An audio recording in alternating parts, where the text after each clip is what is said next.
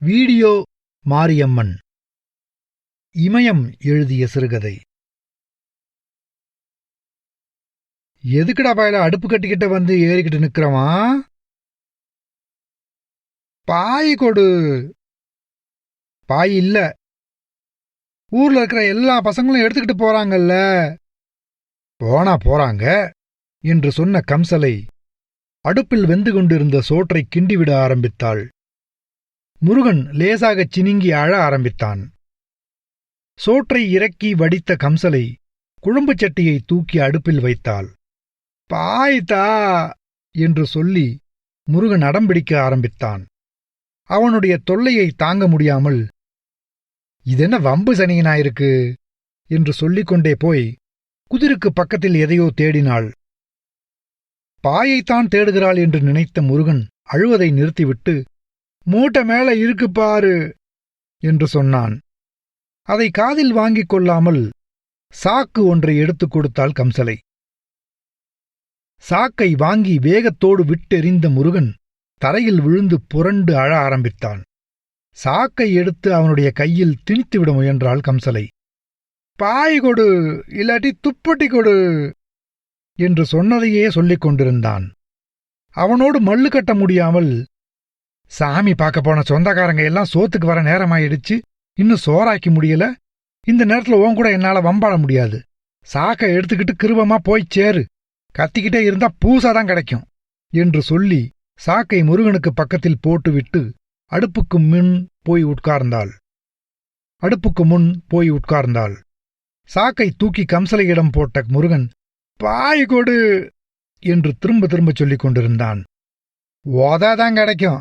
போன வருஷம் கூத்து பார்க்க போனப்ப சாக்கு தானே எடுத்துக்கிட்டு போனேன். இந்த வருஷம் கூத்து இல்ல, வீடியோ படம்.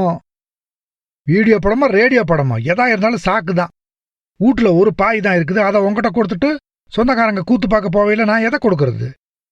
பாய் கூட இல்லாத ஊடுன்னு கேப்படமா நம்மள பேச மாட்டாங்க என்று சொன்ன கம்சலை அடுப்பில் 2 விறகை எடுத்து செருகினாள்.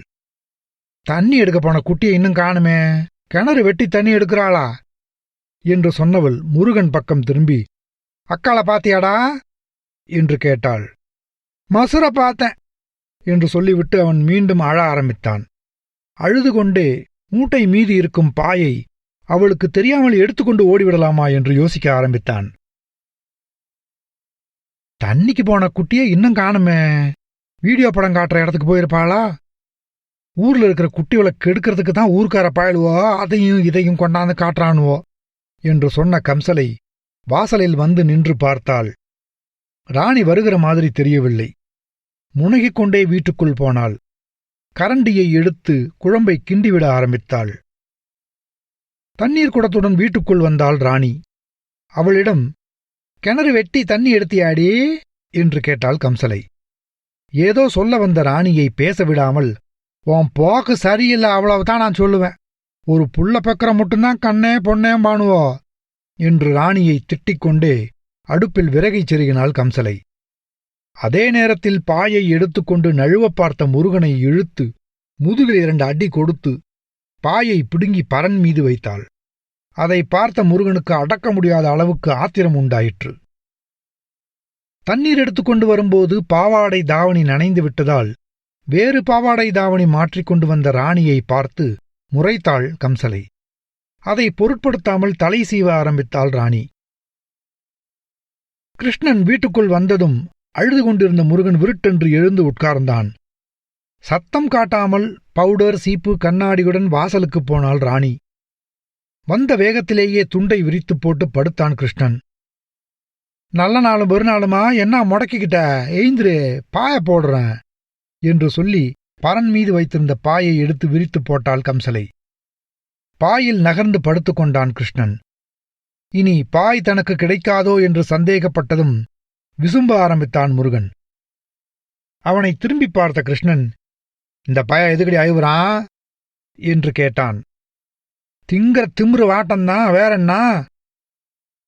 சும்மா இருடி மயிராம் அவள என்று சொல்லி கம்சலையை முறைத்த கிருஷ்ணன், ஏண்டா அழுவுற என்று முருகனிடம் கேட்டான். அவன் வாயை திறக்கவில்லை. மயிராமாவா இல்லைன்னா தெரியும் ஐயாவோட வண்டவாளம் தண்டவாளத்துல போறது. செம்பரி ஆடு மேய்க்கிறவனுக்கு என் பொண்ணை கொடுக்காதன்னு ஆதி காலத்திலேயே எங்க அம்மா எங்க அப்பங்காரக்கிட்ட சொல்லுச்சு. அந்த குருட்டு பைய அதை காதுல போட்டுக்கல என்று சொல்லிக்கொண்டே குழம்பை இறக்கி வைத்தாள் கம்சலை. ஆமா, ஒப்பன் ஏத்தி விட்ட சீர்ல தான் என் வண்டி ஓடுது. 4 புள்ள பெத்து அதுல 2 கட்டி கொடுத்து பேரம் பேத்தின்னு எடுத்த பிறவும் எங்க அப்பன் வண்டி வண்டியா ஏத்தி விடுவான். இரு செத்த பேசாம இருடி வெங்கப்பயம். அவளை என்னத்த பேசாம இருக்கிறது? ஊர்ல தேரும் திருநாளுமா இருக்கிறப்போ என் மக்களை காணுமேன்னு என் மனசு பதறாது என்று சொல்லும்போதே கம்சலையின் கண்களிலிருந்து பொலபொலவென்று கண்ணீர் கொட்டியது. மூக்கை உறிஞ்சிக்கொண்டு, அண்ணன் தம்பிக்கு பொண்ணு கொடுத்தது மகா பெசகா போச்சு. நான் அன்னிக்கே சொன்னேன், நீ கேட்கல. இன்னைக்கு என் புள்ளியவோ தவிச்சு நிக்குதுவோ. பங்காளி வீட்டு கருமா காரியத்துக்கு துணி எடுத்து வைக்கலன்னு பிறந்த வீட்டுக்கு போவாதான்னு சொல்ற பாயலுவோ நல்ல சாதிக்கு பிறந்தவனுங்களா என்று 2 மருமகன்களையும் குறை சொல்லி பேச ஆரம்பித்தாள் கம்சலை. கிருஷ்ணன் ஏன் தான் வந்தானோ என்று இருந்தது முருகனுக்கு. என்ன செய்வது என்று தெரியாமல் தவித்துப் போனான். எதற்காக வளவளவென்று கிருஷ்ணனிடம் பேச்சு கொடுத்து கொண்டே இருக்கிறாள் என்று கம்சலை மீது அவனுக்கு கோபம் உண்டாயிற்று. அவனுடைய கோபத்தை அதிகரிப்பது மாதிரிதான் கம்சலையும் பேசிக் கொண்டிருந்தாள். 8 நாள் ஒருக்க 10 நாள் ஒருக்க எம்மாங்காத்து மயலா இருந்தாலும் 2 பேரும் ஓடியாந்து முகத்தை காட்டிப்புட்டு போவாளுவோ. 4 மாசமா இந்த இலாக்காவில் அடி வைக்காம பண்ணிப்புட்டானுங்களே கொலகாரனுங்க. நானும் வெக்கத்தை விட்டு போய் சொல்லிட்டு தான் வந்தான். அவனுவோ அம்மாக்காரி போடுற சுந்து தான் இதெல்லாம் என்று சொன்ன கம்சலை 2 குச்சி எடுத்தாடி என்று கத்தினாள். ராணி கொஞ்சம் குச்சிகளை அள்ளி கொண்டு வந்து போட்டாள். ராணியை ஏற இறங்க பார்த்தாள். ராணி ஒரு வார்த்தையும் பேசாமல் வாசலுக்கு போனாள். 2-3 வருஷமா குந்தி இருக்கிற இந்த குட்டிய புடிச்சு ஒருத்தன் கையில கொடுக்க வேணாமா என்று சொன்ன கம்சலை, ஏ ராணி என்று 2-3 முறை கூப்பிட்டாள். பதில் இல்லாததால், அதுக்குள்ளார எங்க போனார் நாதேரி என்று சொன்னவள் பரங்கிக்காயை எடுத்து கீற ஆரம்பித்தாள். முருகனிடம், தம்பி அத்தவோ எங்க இருந்தாலும் கையோட கூப்பிட்டா சாப்பிட்றதுக்கு என்று சொன்னாள். அவன் நகராததால் திட்ட ஆரம்பித்தாள். கிருஷ்ணன், போயிட்டு வாடா என்று சொன்னதும் முருகன் வாயை திறக்காமல் எழுந்தான். நேரே கோவிலுக்குத்தான் போனான் முருகன். தன்னுடைய அத்தைகளைத் தேடிக்கொண்டு கோவிலைச் சுற்றி 2 முறை வந்தான். ஊர்வலத்திற்கு சாமியை அலங்கரித்துக் கொண்டிருந்த கூட்டத்திலும் தேடி பார்த்து விட்டான். கோவிலில் இல்லை என்றால் தன்னுடைய சித்தப்பா வீட்டில்தான் இருப்பார்கள் என்று நினைத்த முருகன் அங்கு போவதா வேண்டாமா என்று யோசித்தான். இவனுடைய அம்மாவுக்கும் சித்தப்பா பெண்டாட்டிக்கும் பேச்சுவார்த்தை இல்லை. அப்படி இருக்கும்போது அங்கு எப்படி போவது என்று தயங்கினான். போகாமலே போனதாகச் சொல்லிவிடலாமா என்று யோசித்தான்.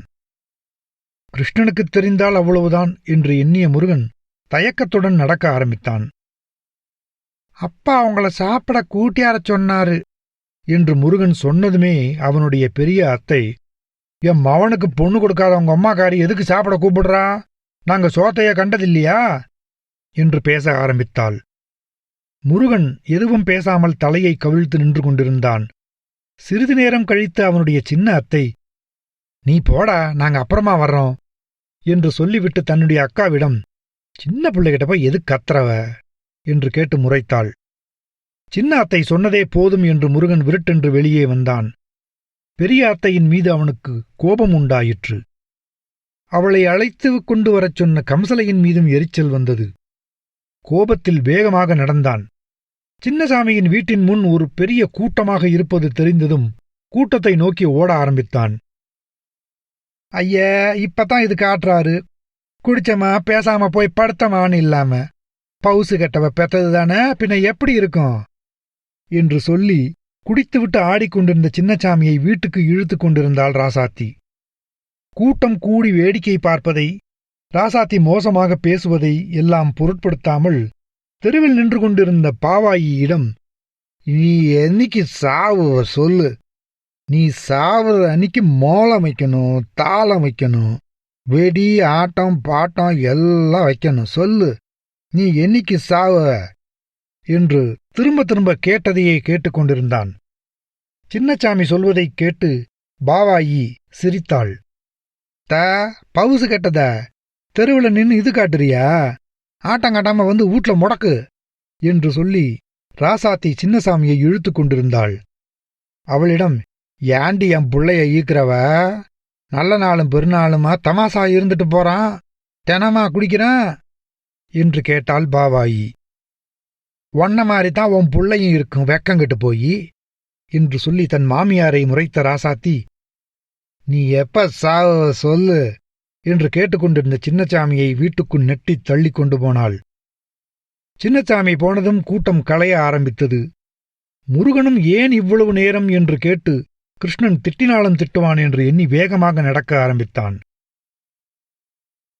முருகன் வீட்டுக்குள் நுழைந்ததுமே, 2 பேரும் ஒத்து சேதாப்புல வரலன்னுட்டாளுவளா என்று வேகத்துடன் கேட்டாள் கம்சலை. அப்புறம் வரன்னாங்க என்று சொன்ன முருகன் கிருஷ்ணனை காணாததால் பாயை சுருட்ட ஆரம்பித்தான்.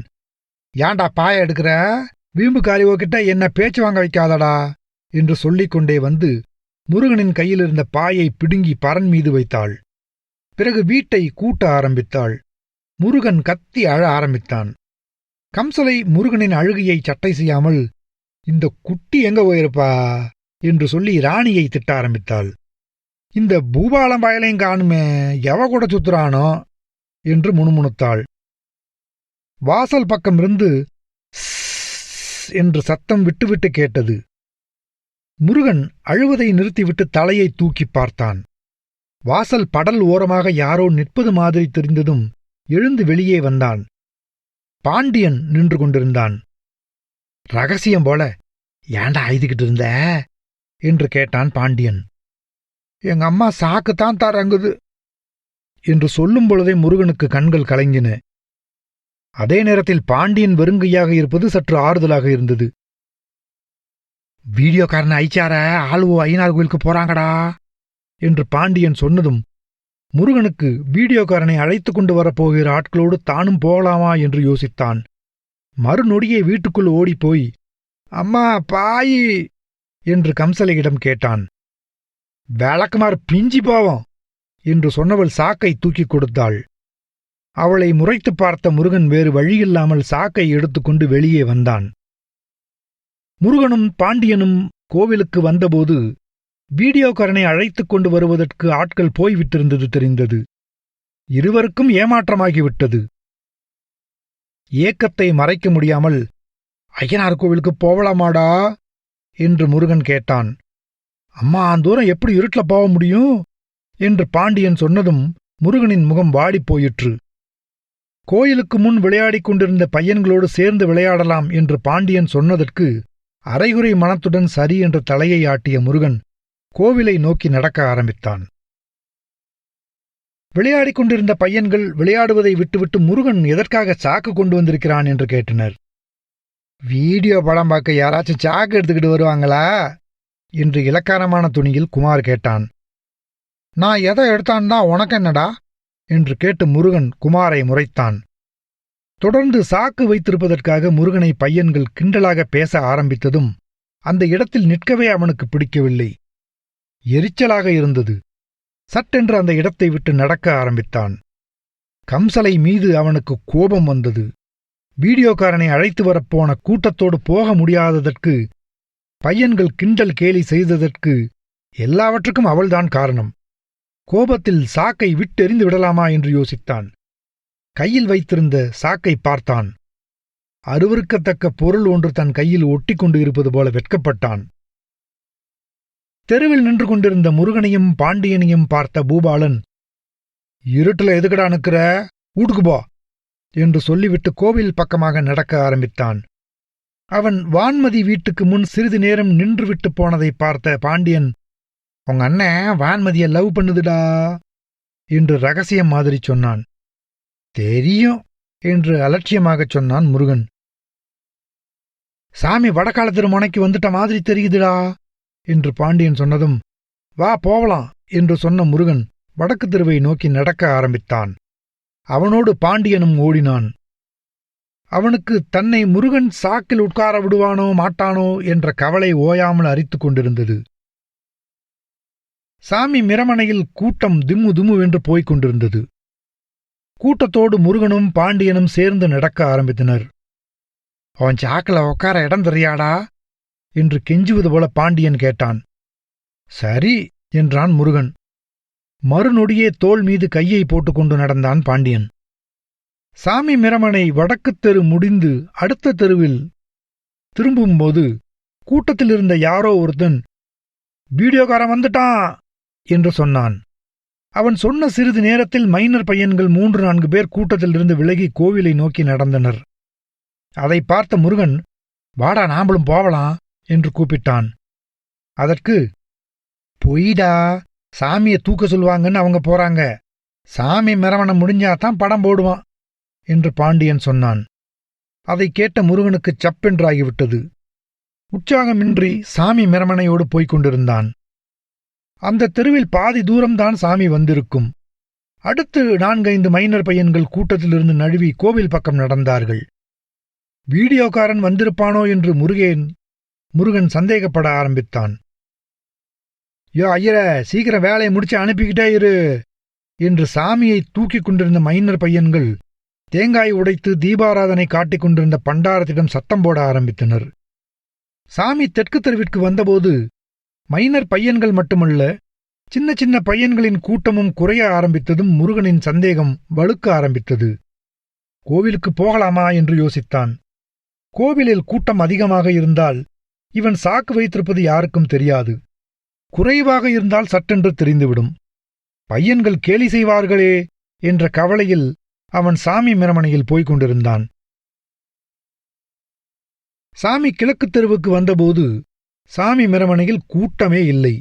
தண்ணீர் குடிக்க, ஒண்ணுக்கு இருக்க என்று கூட்டத்திலிருந்து ஒவ்வொரு ஆளாக நழுவிக் கொண்டிருந்தனர். மிரமனையில் அதிகமாக சிறுவர்களும் கிழவர்களும் தான் இருந்தனர். சாமிக்கு சிறப்பு கொடுப்பதற்காக ஒவ்வொரு வீட்டின் முன் இருந்தவர்களும் கூட கிழவன் கிழவிகளாகவே இருந்தனர். சாமியை தூக்கிக் கொண்டிருந்தவர்கள் அவர்களையும் சரியாக சாமி கும்பிட விடாமல் சீக்கிரம் சீக்கிரம் என்று விரட்டினார்கள். சீக்கிரமாக தேங்காயை உடைக்கச் சொல்லி பண்டாரத்தை ஓயாமல் நச்சரித்தனர்.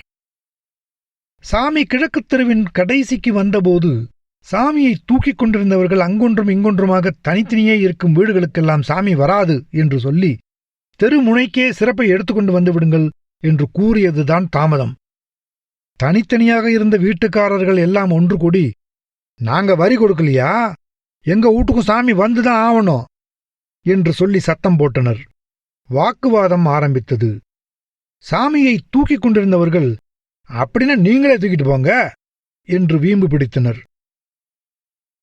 கொஞ்சம் கொஞ்சமாக பேச்சு தடிக்க ஆரம்பித்தது. சத்தம் அதிகமாக கூட்டம் சேர ஆரம்பித்தது. கூட்டம் சேர சேர வாக்குவாதம் பெரிதாக வளர ஆரம்பித்தது. என் வீட்டு வாச கடைக்கு வராத சாமி என்ன மசுறு சாமிடா, இந்த இடத்த விட்டு சாமி எப்படி நவுறுதுன்னு பார்க்கலாம் என்று 7-8 பேர் சாமிக்கு முன் நின்று சத்தம் போட்டு கத்த ஆரம்பித்ததும் சாமியை தூக்கிக் கொண்டிருந்தவர்கள் கோபத்தில், தூக்குனா தூக்குங்க, தூக்காட்டி போங்க, எங்களுக்கு மட்டும்தான் வேத்திருக்கா என்று சொன்ன வேகத்திலேயே சட்டென்று சாமியை கீழே இறக்கி வைத்து விட்டார்கள். முன்பு தனித்தனி வீடுகளுக்கும் சாமி வந்தாக வேண்டும் என்று தகராறு செய்தவர்கள் இப்போது நடுத்தருவில் எப்படி சாமியை இறக்கி வைக்கலாம் என்று கேட்டு சண்டை போட ஆரம்பித்தனர். உங்க வளவு ஆளுவோ என்ன பண்றீங்கன்னு நானும் பார்க்கறேன் என்று கதிரேசனை பார்த்து கத்தினான் பெருமாள். பார்க்க முடியாதா, வா நீயா நானும் ஒத்திக்கு ஒத்த ஒரு கை பார்த்துடலாம் என்று சொன்ன கதிரேசன் பெருமாளை ஒரு நெட்டு நெட்டினான். பதிலுக்கு பெருமாளும் நெட்டினான். 7-8 பேர் கூடித்தான் அவர்கள் இருவரையும் பிரித்து விட்டனர். ஆனாலும் அவர்கள் இருவரும் ஆத்திரத்தை அடக்க முடியாமல் கோபத்தில் கத்த ஆரம்பித்தனர். அந்த நேரத்தில் ஓடி வந்த பெருமாளின் பெண்டாட்டி குமாரி, நம்மளுக்கு எதுக்கு ஊர் வம்பு என்று அவனை இழுத்தாள். குமாரியை உள்றே என்று நெட்டி தள்ளினான் பெருமாள். குமாரி நிலை தடுமாறி கீழே விழுந்ததில் அவளுக்கு வலதுகை முட்டியிலிருந்து ரத்தம் வர ஆரம்பித்தது. ரத்தத்தை பார்த்ததும் பதறிப்போன குமாரி வாயிலும் வயிற்றிலும் அடித்துக்கொண்டு, ஒவ்வொரு வருஷ திருநாவளியும் இதே கங்காச்சி தான், வண்ணாத்தி சாண்டை குடிச்ச பயலுகளுக்கு ஒரு கிளாசி சாராயம் உள்ள போனா போதும், தலகியா குதிப்பானுவோ என்று சொல்லி கத்திக்கொண்டே போய் தன் புருஷனை வீட்டுக்கு இழுக்க ஆரம்பித்தாள். பெருமாள் மீண்டும் அவளை நெட்டித் தள்ளிவிட்டு கதிரேசனிடம் ஓடினான். எங்கிருந்தோ ஓடி வந்த கதிரேசனின் அம்மா காத்தாயி, ஏண்டா தம்பி உனக்கு இந்த வேலை, நீ எதுக்கு சாமி தூக்க போன? எவனாச்சும் சாமியைத்தான் தூக்குறான், சாணியைத்தான் தூக்குறான், உனக்கு என்ன? வீட்டுக்கு போ, கண்ட பயக்கட்ட அடிதடிக்கு போய்கிட்டு என்று சொல்லி அவனை இழுக்க ஆரம்பித்தாள். காத்தாயி சொன்னது எதுவும் கதிரேசனின் காதில் விழவில்லை. அவன் பெருமாளிடம் கத்திக் கொண்டிருந்தான். முருகனும் பாண்டியனும் கதிரேசனின் வாயையும் முகத்தையும் மாறி மாறி பார்த்து கொண்டிருந்தனர். சண்டை வலுத்து கொண்டே இருந்தது. என்ன நடக்கப் போகிறதோ என்று முருகனும் பாண்டியனும் கவலைப்பட ஆரம்பித்தனர். கூட்டம் சேர்ந்து கொண்டே இருந்தது. சண்டை நடந்து கொண்டிருந்த இடத்திற்கு பாண்டியனின் அம்மா வந்தாள். கூட்டத்தில் அவன் நின்று கொண்டிருந்ததை பார்த்ததும் பதறிப்போய், ஏண்டா கூட்டத்தில் நிற்கிற, போடா வீட்டுக்கு, சண்டை நடக்கையில ஏதாச்சும் ஆய்பிடும் என்று சொல்லி தலையில் கொட்டினாள். அந்த இடத்தில் நின்றால் இன்னும் அடிப்பாள் என்று நினைத்த பாண்டியன் நழுவினான். அவனோடு முருகனும் சேர்ந்து நடக்க ஆரம்பித்தான். முருகனும் பாண்டியனும் கோவிலுக்கு சற்று தள்ளி வந்து கொண்டிருந்த போது எதிரில் வந்த கிழவன், டே பசங்களா, இன்னைக்கு என்ன படம்டா காட்ட போறானுவா என்று கேட்டான். பையன்கள் இருவரும் உற்சாகமாகி ஒரே நேரத்தில், எங்க ஊர் மாட்டுக்காரன் என்று சொன்னார்கள். மாட்டுக்காரனை பத்தி தெரியாதின்னா மாட்டுக்காரன் படம் காட்ட போறானுவோ என்று ஏளனமாகச் சொல்லிக் கொண்டு நடந்த கிழவன் மீது பையன்களுக்கு கோபம் வந்தாலும், படம் நல்லா இருக்கும் என்று சொன்னார்கள். உங்க அக்கா இதுல தான் நல்லா இருக்கும் என்று கிழவன் சொல்லிக்கொண்டே நடக்க ஆரம்பித்தான். முருகன் கிழவனை கெட்ட வார்த்தை சொல்லி திட்டினான். சாமி இறக்கி வைக்கப்பட்டிருந்த இடத்தை நோக்கி சிறு கூட்டம் ஓடியது. சாமி இருக்கும் இடத்திற்கு போகலாம் என்று முருகன் சொன்னதும், எங்க அம்மா இருக்கும்டா என்று பாண்டியன் சொன்னான். வேறு வழியில்லாமல் அவனோடு முருகன் கோவிலை நோக்கி நடந்தான். கோவிலின் முன் சிறு கூட்டம்தான் இருந்தது. வீடியோ படம் காட்டுகிறவன் கணேசன் வீட்டில் சாப்பிட்டுக் கொண்டிருக்கிறான் என்ற செய்தி தெரிந்ததும் முருகனும் பாண்டியனும் உற்சாகமாகி கணேசன் வீட்டுக்கு ஓட ஆரம்பித்தனர். கணேசன் வீட்டுக்கு 7-8 வீடுகளுக்கு முன் தமிழ்ச்செல்வன் அவனுடைய அம்மாவிடம் அடி வாங்கிக் கொண்டிருப்பதை பார்த்ததும் பையன்கள் இருவரும் அப்படியே நின்றுவிட்டனர். கம்நாட்டிக்கு பிறந்த கம்நாட்டி, பாடம் படிக்கிறப்பல உனக்கு எத்தனை வாட்டிடா சொல்லி அனுப்புனா? காசி பத்திரம் காசு பத்திரம்னு 1000 வாட்டி சொல்லேன்.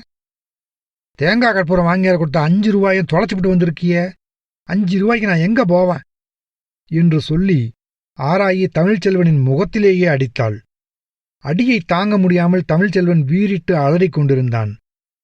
பக்கத்தில் நின்று கொண்டிருந்த கிழவி ஒருத்தி, அரியா புள்ளைய ஏண்டி கடைக்கு அனுப்புன என்று கேட்டு சத்தம் போட்டு ஆராயின் பிடியிலிருந்து பையனை பிரித்து விட்டாள். இப்பதான் மார்ல இருந்து இறக்கி விட்டான். 4வது படிக்கிற பயலுக்கு விவரம் வேணா? பணத்தை எங்கடா போட்ட பயல, வாடா தேடி பார்க்கலாம் என்று சொல்லி தமிழ்ச்செல்வனை இழுத்து கொண்டு ஆராயி நடந்தாள். தமிழ்ச்செல்வன் முருகன் பாண்டியனோடுதான் படித்துக் கொண்டிருந்தான். அவன் அடி வாங்கி அழுது கொண்டே போனதை பார்த்ததும் முருகனுக்கும் பாண்டியனுக்கும் அவன் மீது இரக்கம் உண்டாயிற்று. பணத்தை எங்கே போட்டிருப்பான்? அவனோடு சேர்ந்து போய் தேடி பார்க்கலாமா என்று யோசித்தார்கள். வீடியோக்காரனை பற்றிய நினைவு வந்ததும் வேகமாக கணேசன் வீட்டுக்கு நடந்தார்கள். கணேசன் வீட்டுக்கு முன் கூட்டமாக கொஞ்சம் பேர் நின்று கொண்டிருந்தனர். வீட்டுக்குள் நுழைந்து எப்படியாவது வீடியோக்காரனை பார்த்துவிட வேண்டும் என்று முருகனும் பாண்டியனும் முட்டி மோதி பார்த்தனர். வாசல்படியை தாண்டி ஒரு அங்குலம் கூட நகர முடியவில்லை. வீடு முழுக்க ஆட்களாகவே இருந்தார்கள். வீட்டுக்குள் நுழைவதற்கு முருகனும் பாண்டியனும் படாத பாடுபட்டும் காரியம் நடந்தபாடில்லை. சாப்பிட்டுவிட்டு வீடியோக்காரன் வெளியே வந்தான். மறுநொடிய கூட்டம் அவனை சூழ்ந்து கொண்டது. ஒரு மந்திரியை அழைத்துக் கொண்டு வருவது மாதிரி அவனை கோவிலுக்கு அழைத்து வந்தனர். வீடியோக்காரனுக்கு பக்கத்தில் போகவும் அவனை தொட்டு பார்க்கவும் முருகனும் பாண்டியனும் படாத பாடுபட்டனர். ஒன்றும் பலிக்கவில்லை. இவர்களைப் போல 5-6 பையன்கள் வீடியோக்காரனுக்கு பக்கத்தில் போவதற்காக கூட்டத்தை சுற்றி சுற்றி வந்து கொண்டிருந்தனர். வீடியோக்காரன் கோவிலுக்கு வந்துவிட்டான் என்ற செய்தி பரவிய சற்றைக்கெல்லாம் கோவில் முன் நல்ல கூட்டம் சேரத் தொடங்கியது. வீடியோக்காரன் கூட்டத்தை சற்றும் மதிக்கவில்லை. வீட்டு மனை பட்டா வழங்க, தண்ணீர் குழாய் போட இடத்தை தேர்வு செய்கிறவன் மாதிரி தொலைக்காட்சி பெட்டியை வைப்பதற்கான தோதான இடத்தை தேர்வு செய்வதில் மும்முரமாக இருந்தான். அவனுடைய கவனமெல்லாம் மொத்த கூட்டத்திற்கும் படம் தெரிய வேண்டும் என்பதில்தான் இருந்தது. பல பேர் பல இடங்களை காட்டினார்கள். எந்த இடமும் அவனுக்கு பிடிக்கவில்லை. இந்த இடம் என்று திரும்ப திரும்ப சொன்னவர்களை வீடியோக்காரன் முறைத்தான்.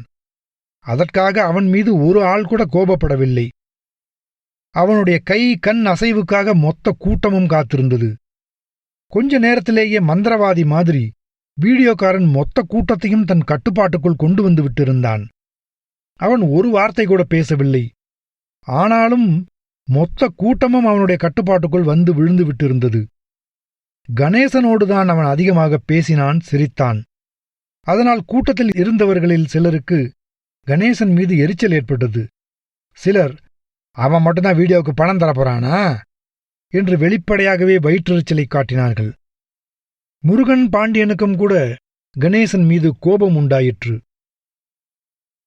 சிகரெட் இருக்கா என்று வீடியோக்காரன் கேட்டதுதான் தாமதம். பட்டென்று 20 ரூபாய் நோட்டை எடுத்து நிறைய பையன்கள் அந்த இடத்தில் இருந்தாலும் முருகனிடம் கொடுத்து சிகரெட் வாங்கி வரச் சொன்னான் கணேசன். முருகனின் முகம் மலர்ந்தது. மிக முக்கியமான காரியத்தை செய்வதற்கு ஓடுவது மாதிரி அவன் செட்டியார் கடைக்கு ஓடினான். அவனோடு பாண்டியனும் ஓடினான். வீடியோக்காரன் பல இடங்களில் நின்று நின்று பார்த்தான். ஒரு இடமும் அவனுக்கு பிடித்ததாக தெரியவில்லை.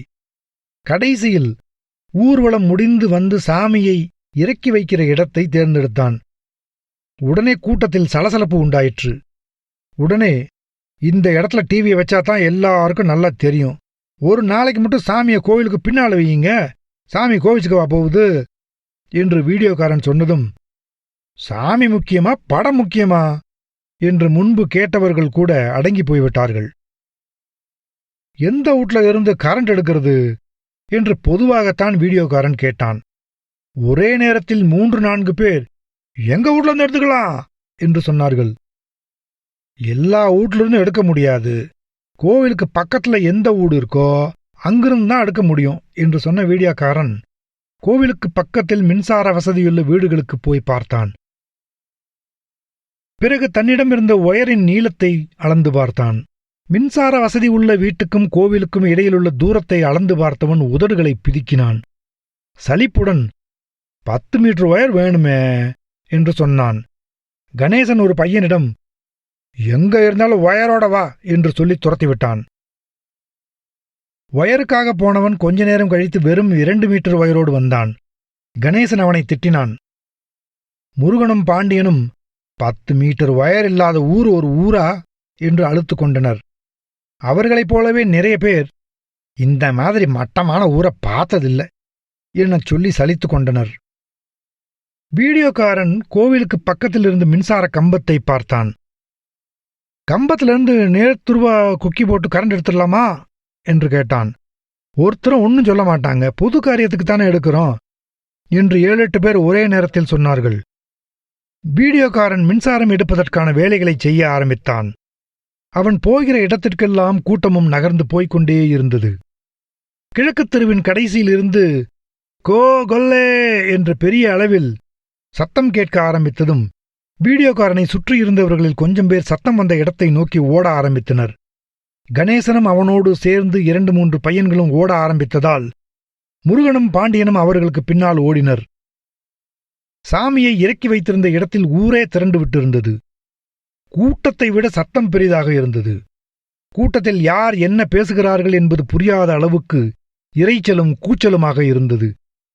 எந்த நேரத்திலும் வெட்டுக்குத்து விழலாம் என்ற சூழ்நிலை அந்த இடத்தில் இருந்தது.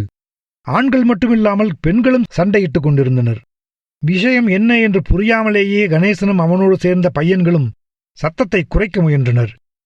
கத்தி கூச்சல் போட்டுக் கொண்டிருந்தவர்களை சமாதானப்படுத்த முயன்றனர். கூட்டத்தை கலைந்து போகச் சொல்லி கெஞ்சினர். எதுவும் முடியாததால் சாமியை தூக்க முயன்றனர். அப்போது கதிரேசனோடு சேர்ந்த ஆட்களும் பெருமாளோடு சேர்ந்த ஆட்களும் வந்து மறித்துக் கொண்டு தகராறு செய்ய ஆரம்பித்தனர்.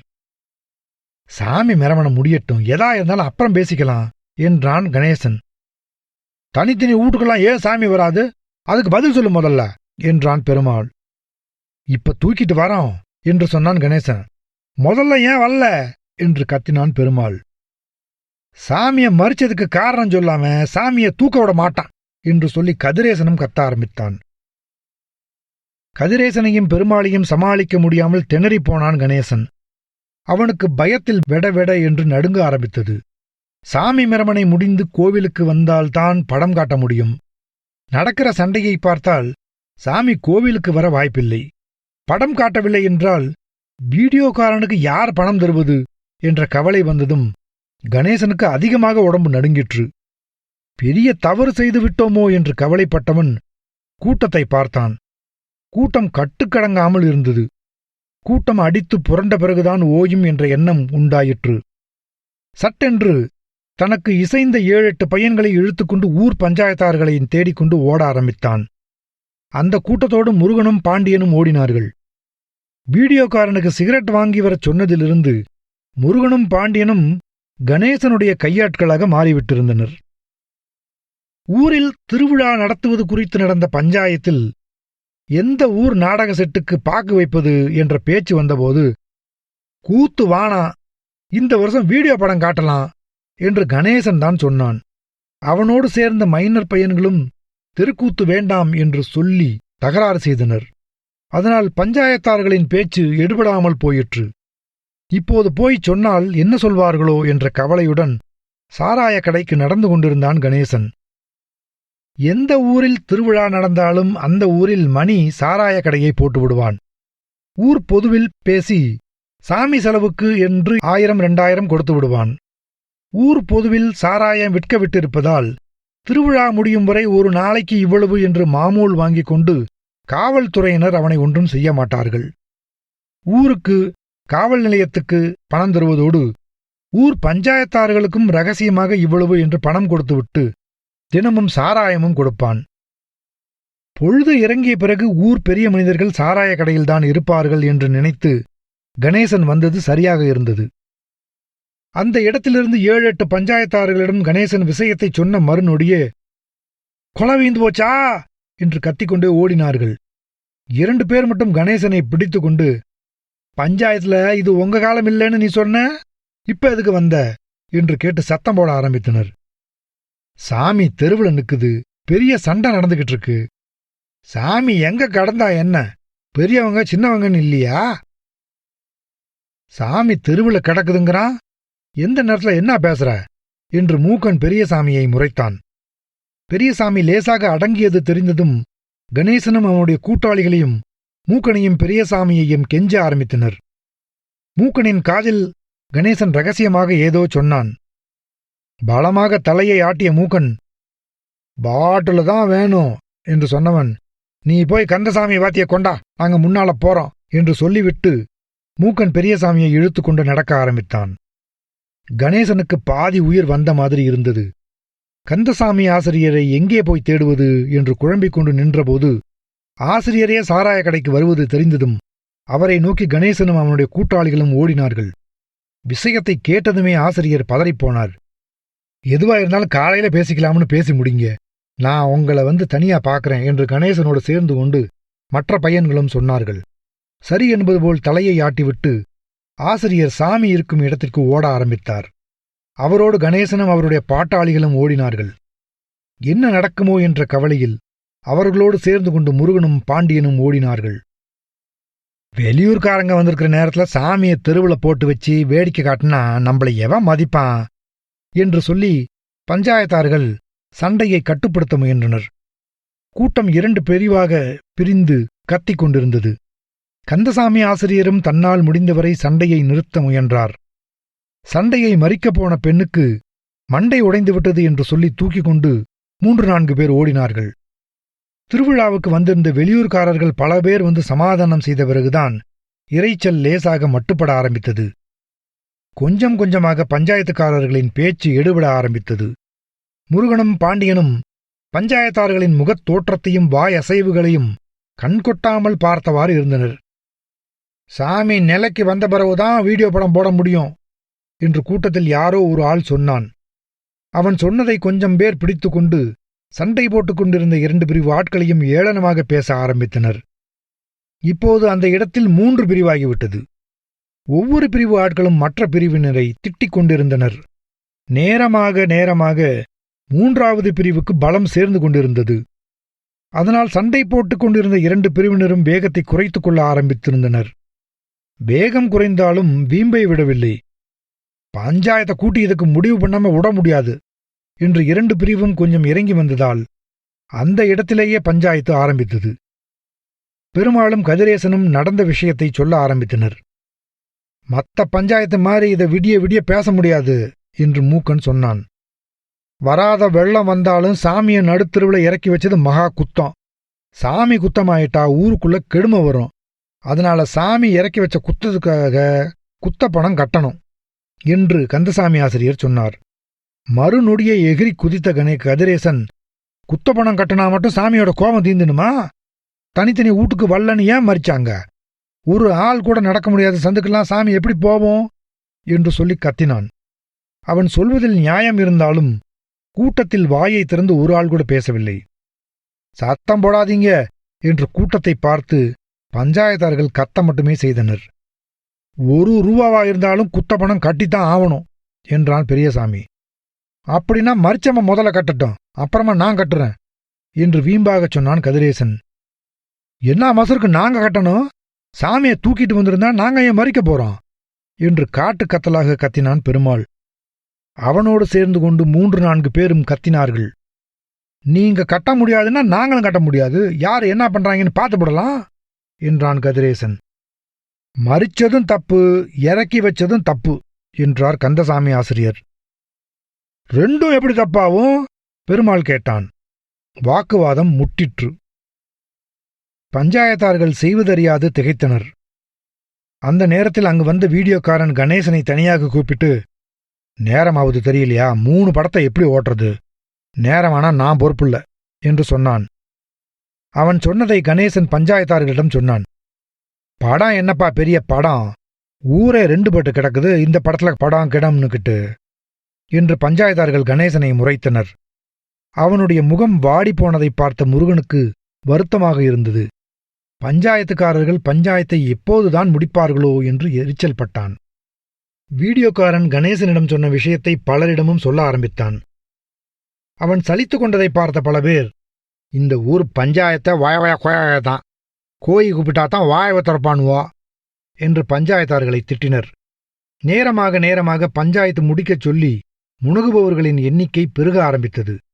வீடியோக்காரனைச் சுற்றி கூட்டம் சேர ஆரம்பித்திருந்தது. அந்த கூட்டத்தில் முருகனும் பாண்டியனும் நின்று கொண்டிருந்தனர்.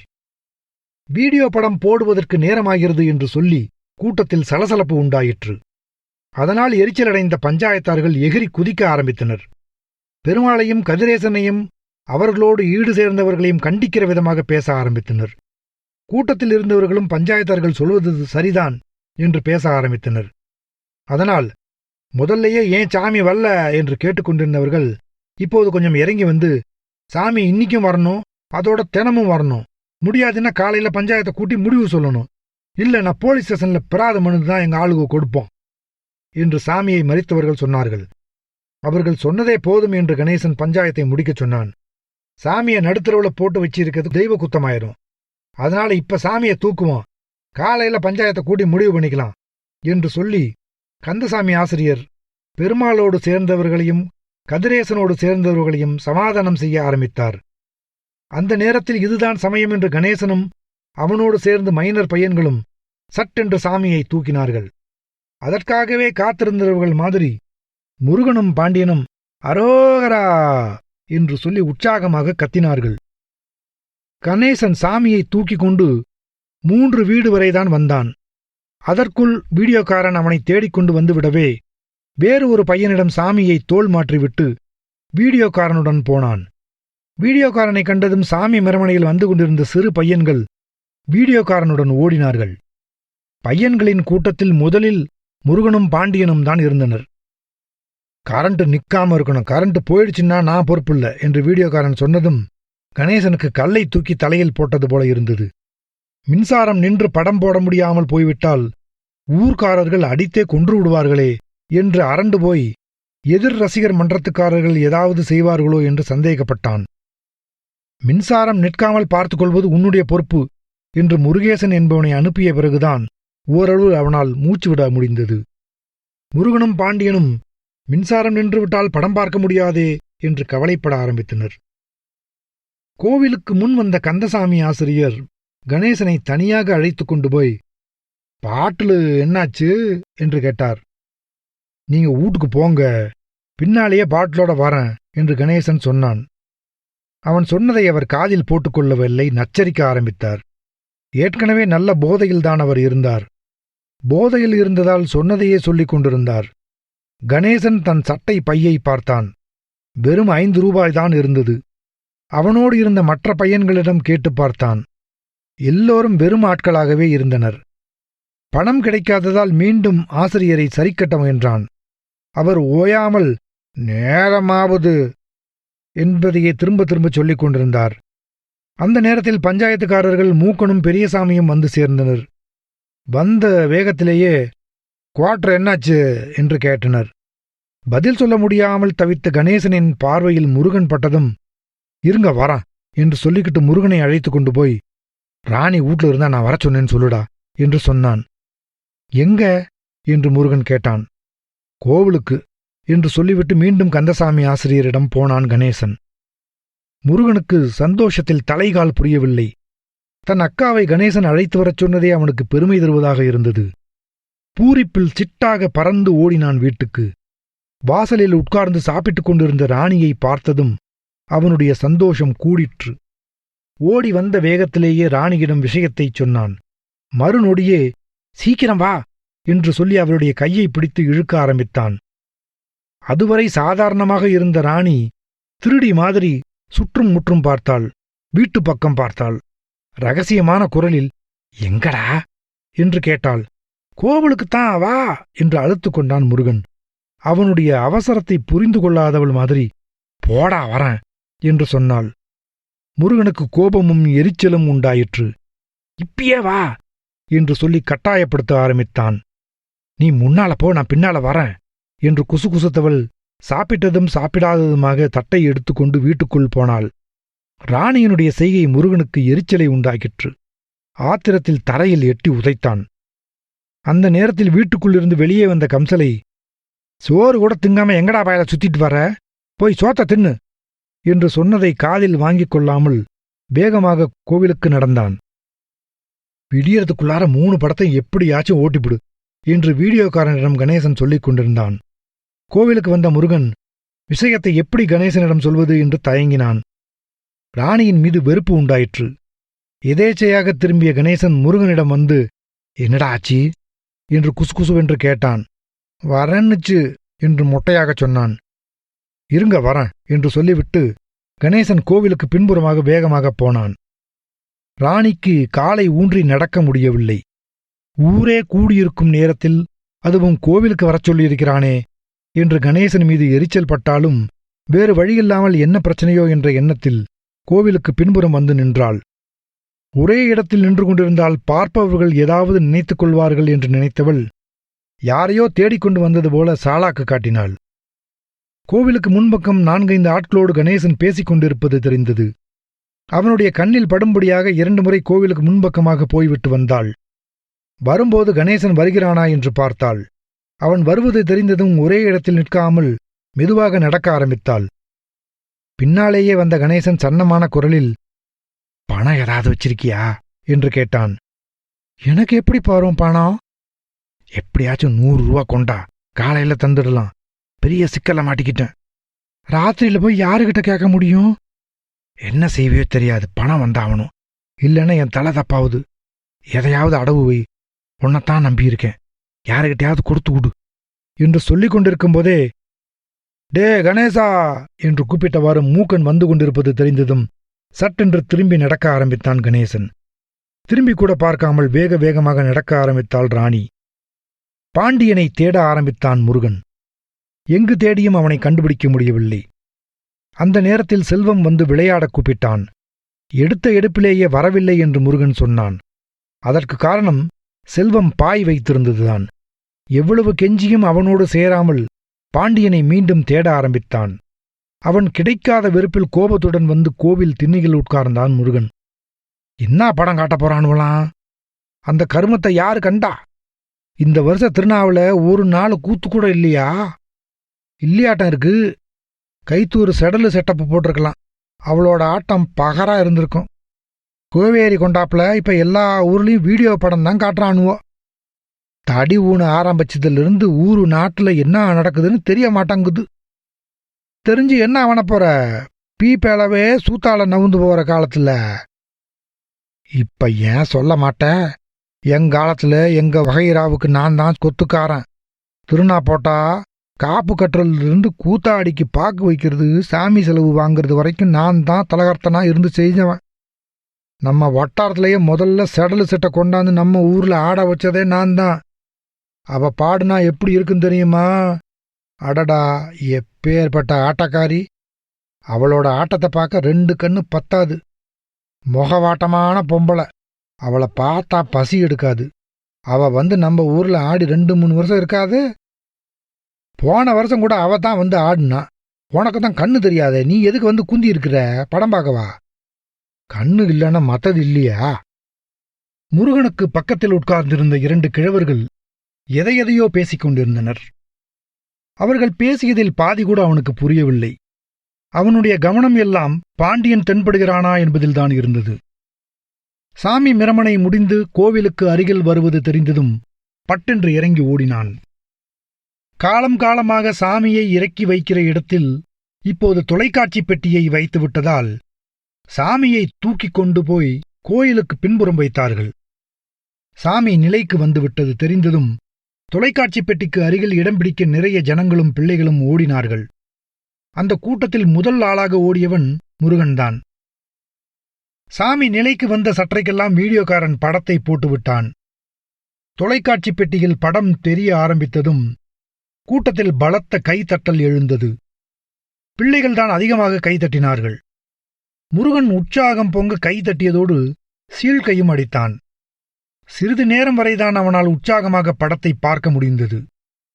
திடீரென்று உயரமான ஆள் ஒருவன் வந்து அவனுக்கு முன்னால் உட்கார்ந்து கொண்டதால் படம் சுத்தமாக தெரியவில்லை.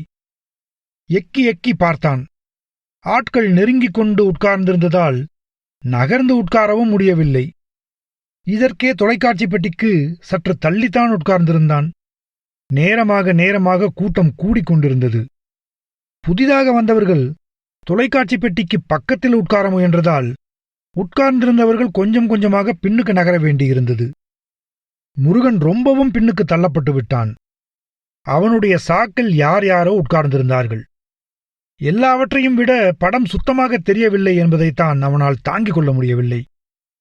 அழுகை பொங்கிக் கொண்டு வந்தது. ஏண்டா ஐதுகிட்டு இருக்கிற என்று கேட்டுக்கொண்டே வந்து மற்றவர்களை லேசாக நகர்ந்து உட்காரச் சொல்லிவிட்டு முருகனுக்கு பக்கத்தில் உட்கார்ந்தாள் ராணி. படம் தெரியவில்லை என்றான். அவனை தூக்கி மடியில் உட்கார வைத்துக் கொண்டாள். படம் கொஞ்சம் தெரிந்தது. திடீரென்று சாக்கு ஞாபகம் வந்தது. சாக்கு புடுங்கு என்றான். சாக்கில் உட்கார்ந்திருந்தவர்களை நகரச் சொல்லிவிட்டு சாக்கை எடுப்பதற்குள் ராணிக்கு போதும் போதும் என்றாகிவிட்டது. தொலைக்காட்சி பெட்டிக்கு பக்கத்தில் பாண்டியன் உட்கார்ந்திருந்ததை பார்த்ததும் முன்னாடி போகணும் என்று சொன்னான். முன்னால போக முடியாது, இடம் எங்க இருக்கு உக்கார? மீறி போனா சனங்க தான் விடுவாங்களா? முன்னால போயிட்டா ஒண்ணுக்கு வந்தா போக முடியாது என்று சொன்ன ராணியின் பேச்சு முருகனுக்கு ருசிக்கவில்லை. ராணியின் மடியில் உட்கார்ந்து பார்க்கும்போது படம் ஓரளவு தெரிந்தது. கொஞ்ச நேரம்தான் படம் பார்த்திருப்பான் முருகன். திடீரென்று அவன் மீது ஒரு சிறு கல் வந்து விழுந்தது. சிறிது நேரம் கழித்து மீண்டும் கல் வந்து விழுந்தது. படம் பார்க்கிற உற்சாகத்தில் 7-8 கற்கள் வந்து விழுந்த வரை கவனமில்லாது இருந்த முருகன் சற்று பெரிய கல் விழுந்தபோதுதான் பார்த்தான். மீண்டும் அவனுடைய கவனம் படம் பார்ப்பதில் குவிந்தது. மீண்டும் மீண்டும் கற்கள் வந்து விழவே சந்தேகப்பட்ட முருகன் ராணியை பார்த்தான். பிறகு சுற்றும் முற்றும் பார்த்தான். எல்லாரும் தொலைக்காட்சி பெட்டியையே பைத்தியம் மாதிரி பார்த்து கொண்டிருந்தது தெரிந்தது. மீண்டும் படம் பார்க்க ஆரம்பித்தான். திரும்பவும் கல் வந்து விழுந்தது. எரிச்சலடைந்த முருகன், எந்த வக்கால ஒழிய என் மேல கல்ல போடுறான் என்று சொல்லி திட்டினான். அவனோடு படிக்கிற பையன்கள்தான் யாரோ வேண்டுமென்றே அவன் மீது கல்லை எறிந்து விட்டதாக நினைத்தான். கல் விழும்போது ராணி ஏன் நமுட்டு சிரிப்பு சிரித்தாள் என்பதுதான் அவனுக்கு புரியவில்லை. முருகன் ஒரு 10 நிமிடம்தான் நிம்மதியாக படம் பார்த்திருப்பான். மீண்டும் பாக்கு தடிமன் உள்ள கற்கள் வந்து விழ ஆரம்பித்ததும் திரும்பி பார்த்தான். உட்கார்ந்திருந்த ஆட்களுக்கு பின்னால் நிறைய மைனர் பையன்கள் நின்று கொண்டிருப்பது தெரிந்தது. அந்த கூட்டத்தில் கணேசனும் நின்று கொண்டிருந்தான். அவன் கல்லை போட்டிருப்பானோ என்று முதலில் சந்தேகப்பட்டான். அவன் அவ்வாறு செய்யக்கூடிய ஆள் இல்லை என்று தன்னையே சமாதானம் செய்து கொண்டான். நின்று கொண்டிருந்தவர்களில் யாரோ ஒரு ஆள்தான் கல்லை போட்டான் என்பது முருகனுக்கு தெளிவாக தெரிந்தது. நன்றாக படம் பார்த்து கொண்டிருந்த ராணி திடீரென்று, ஐயோ, என் தோட்ட காணுமே என்று சொல்லி தோடுகளை தேட ஆரம்பித்தாள். 2 தோட்டையுமா காணோம்? அதிசயமாயிருக்கே என்று சொல்லி ராணிக்கு பக்கத்தில் உட்கார்ந்திருந்த 7-8 பேர் தரையில் தோடுகள் கிடக்கின்றனவா என்று பார்த்தார்கள். தோடுகள் காணாமல் போன செய்தி கூட்டத்தில் பரவ ஆரம்பித்தது.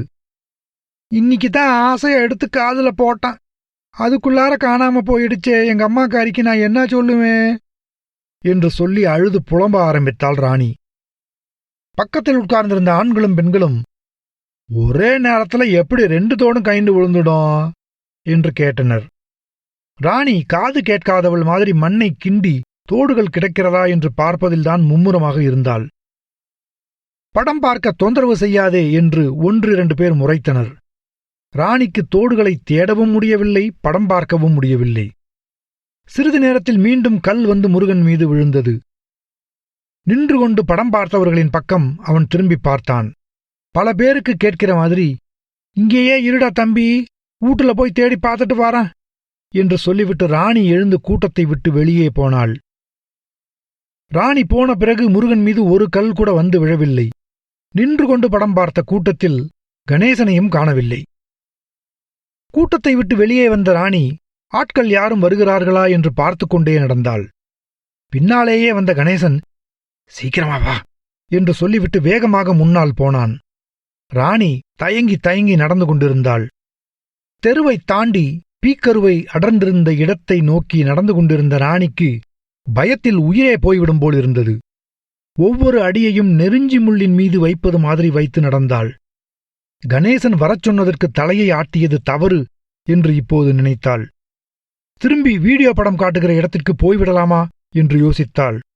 ஆனாலும் அவளுடைய கால்கள் கணேசன் சொன்ன இடத்தை நோக்கி நடந்தவாறு இருந்தன. தன்னை பின்தொடர்ந்து யாராவது வருகிறார்களா என்று பார்த்தாள் ராணி. சந்தேகத்தை போக்குவதற்காக சிறுநீர் கழிப்பது மாதிரி உட்கார்ந்து எல்லா பக்கமும் பார்த்தாள். ஆள் அரவம் இருப்பது மாதிரி தெரியவில்லை. எழுந்து மீண்டும் நடக்க ஆரம்பித்தாள். கணேசனையும் தன்னையும் ஒன்றாக யாராவது பார்த்துவிட்டால் என்ன செய்வது என்று நினைக்கும் போதே அவளுக்கு உடம்பு நடுங்க ஆரம்பித்தது. கணேசன் இருந்த இடத்திற்கு ராணி வந்து சேர்ந்த கொஞ்ச நேரம் வரை இருவருமே ஒரு வார்த்தை கூட பேசிக்கொள்ளவில்லை. இருவருக்குமே உடம்பு லேசாக நடுங்கிக் கொண்டிருந்தது. வாய் உலர்ந்து போய்விட்டிருந்தது. புதிதாக பார்த்துக் கொள்வது போல் ஒன்றும் பேசிக்கொள்ளாமல் நின்று கொண்டிருந்தபோது பாம்பு மாதிரி புதருக்குள்ளிருந்து வெளியே வந்த பூபாலனும் வான்மதியும் ராணியையும் கணேசனையும் பார்த்து ஒரு நிமிடம் திகைத்துப் போய் நின்றுவிட்டனர். மறுநொடியில் வான்மதி ஒரே ஓட்டமாக ஓடிவிட்டாள். சிறிது நேரம் பேசாமல் நின்ற இடத்திலேயே நின்றிருந்த பூபாலன் ராணியிடம் வந்து, வீட்டுக்கு வா, உன்னை பேசிக்கிறேன் என்று சொல்லிவிட்டு வேகமாகப் போனான். ஒன்றும் பேசாமல் மரம் மாதிரி நின்று கொண்டிருந்த கணேசன் விருட்டென்று வேறு ஒரு வழியாக ஊர்ப்பக்கம் ஓட ஆரம்பித்தான். மூச்சு வாங்க ஓடி வந்தவன் தெருவுக்குள் வந்ததும் மெல்ல நடக்க ஆரம்பித்தான். பட்டென்று தெரு விளக்குகள் அணைந்ததும் அவனுக்கு உயிரே நின்றுவிட்டது போல இருந்தது. கொலை விழுந்துவிட்ட மாதிரி ராணி, பூபாலன், வான்மதி எல்லாரையும் மறந்துவிட்டு கோவிலை நோக்கி ஓட ஆரம்பித்தான். அவ்வளவுதான், இனிமே ஒண்ணுமில்ல என்று முணுமுணுத்த ராணி மனத்தை கல்லாக்கிக் கொண்டு கிழக்கில் நடக்க ஆரம்பித்தாள்.